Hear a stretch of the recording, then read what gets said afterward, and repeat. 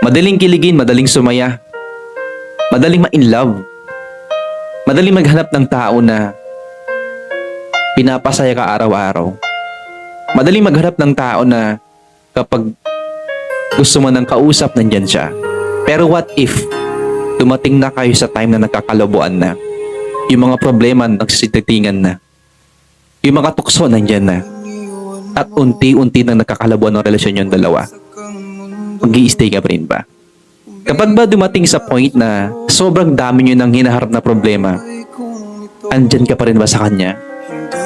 Ilalaban mo ba siya hanggang patayan? Mag-i-stick ba kayo sa relationship nyo? Tutuparin nyo ba lahat ng mga pangako nyo?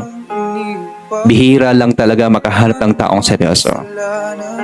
Madaling maghanap, pero mahirap talaga kapag mag-i-stay ka.